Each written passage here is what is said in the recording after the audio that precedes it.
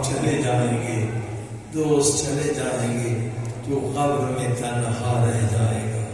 اور قبر کی پہلی رات بڑی وحشتناک ہے، بڑی خوفناک ہے۔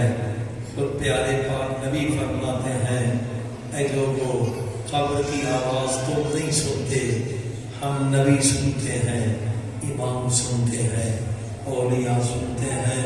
ہر رات قبر آواز دیتی ہے، اے روشنیوں میں رہنے والوں، میرے پاس روشنی کوئی نہیں۔ اے نرم بستر پہ سونے والوں، میرے پاس بستر کوئی نہیں۔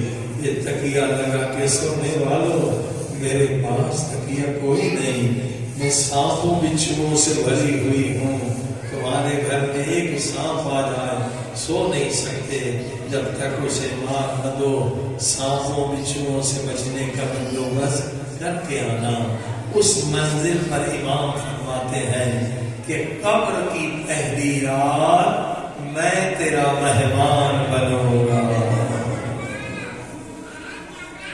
جہاں کوئی کام نہیں آنے والا، نہ ماں باپ نہ اولاد۔ قبر کی پہلی رات میں اپنے زوال کا مہمان بنوں گا۔ ایک عالم دین تھے ایران میں، انتقال ہو گیا، بیٹے نے خواب میں دیکھا، کہا بابا آپ کی قبر کیسے گزری، برزخ کیسے گزری؟ سنا بڑی خوفناک ہے، بڑی وحشتناک۔ کہا بیٹا مجھے کوئی تکلیف نہیں، کوئی تکلیف، مجھے بڑا سکون میں ہے، میں بہت آرام سے۔ بابا اتنی روایت جو قبر کے بارے میں ہے، اتنا عذاب ہے، اتنا خوف ہے، اتنی وحشت ہے، آپ کو کوئی تکلیف نہیں کہتے؟ کیوں بابا؟ تو سالم نے کہا میں نے زندگی میں 40 مرتبہ امام رضا علیہ السلام کی زیارت کی تھی، اور امام نے بھی وعدہ پورا کیا، 40 مرتبہ میری قبر میں آئے۔ جب امام آتے تھے میری قبر بہشت کا باغ بن جاتا تھا۔ روتی ہوئی آنکھوں سے کہیے مولا ہمارے سراہنے بھی آئیے گا، مولا قبر کی پہلی رات ہماری قبر میں بھی آئی۔ اور چوتھا وعدہ ہے امام رضا کا کہ پل صراط پر میں اپنے زوال کا ہاتھ پکڑ کر پل صراط پار کرا دوں۔ مولا رضا 4 وعدے کر رہے ہیں، ہم سے فقط ایک وعدہ لے رہے ہیں۔ وہ کیا وعدہ؟ مولا جب ہم سے وعدہ لیتے ہیں وہ کیا وعدہ؟ مولا فرماتے ہیں اب تو عام انسان نہیں رہا، پہلے عام انسان تھا، اب کیا کہلائے گا؟ زوال امام رضا۔ اب تیری نسبت مجھ سے ہو گئی، اب تو میرا ہو گیا۔ یہ کپڑا معمولی ہے نا، اس کا کوئی احترام نہیں، لیکن اگر اس کپڑے سے حضرت عباس کا علم بنائے تو چومنا بھی عبادت، احترام بھی عبادت۔ کیوں؟ نسبت کی وجہ سے۔ امام رضا بھی آپ سے وہی کہتے ہیں کہ پہلے آپ عام آدمی تھے، اب عام آدمی نہیں رہے، آپ کی نسبت ہو گئی کس سے؟ امام رضا سے۔ آپ زوار امام رضا بن گئے، یہ زوار امام رضا۔ اب دیکھیے مولا کتنی بڑی بات کہتے ہیں، فرماتے اب تیری نسبت مجھ سے ہو گئی، وعدہ کر کہ کوئی کام ایسا نہ کرنا کہ لوگ مجھے تانا دیں۔ قیامت کا جملہ کہہ دیا۔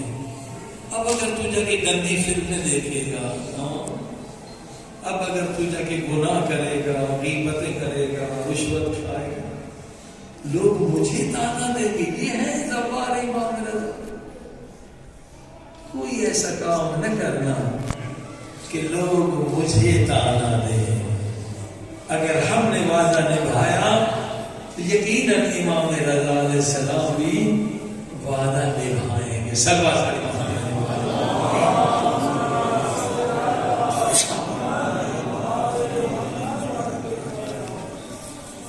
بس عزیزان گرامی، کافی دیر سے مجھے سن رہے ہیں آپ. دعا اس درس میں دعا قبول ہوتی ہے، مگر دعا مانگنا سیکھیں کیسے مانگنا. یہ دینے میں دیر نہیں کرتے، مانگنا آنا چاہیے. دعا علم ہے، دعا ایک دریا ہے. میں نے بتلا کیسے مانگو کہ خالی نہ تھی. اب سنیے ایک مومن کیسے مانگے. امام رضا کے در ایک مومن کہتا ہے مولا رضا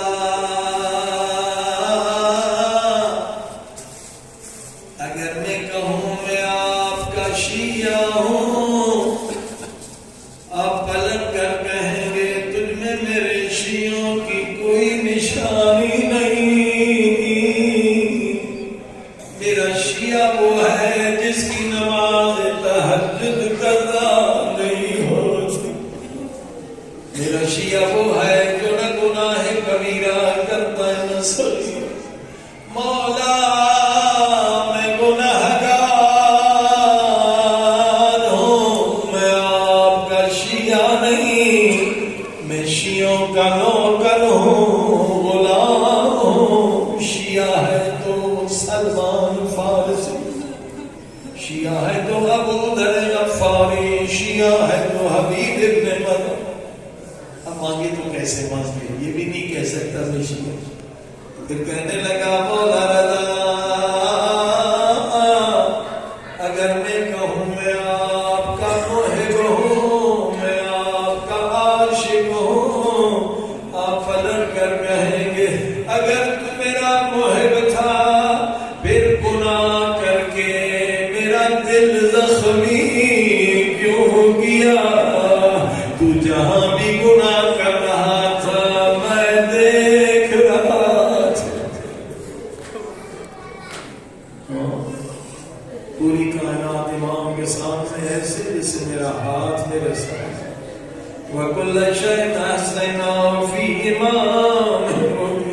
تو جہاں بھی گناہ کر رہا تھا میں دیکھ رہا تھا.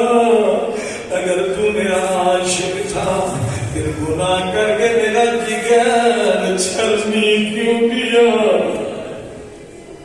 ابھی بیچارہ مانگے تو کیسے مانگے. یہ بھی نہیں کہہ سکتا میں شیعہ ہوں، یہ بھی نہیں کہہ سکتا میں محب ہوں. کہتے مولا میں آپ کے محبوں کا بھی نوکر ہوں، غلام ہوں. اب مانگے تو کیسے مانگے. اللہ نے مدد کی، اس طرح سے مانگ. کیا کہنے لگا مولا رضا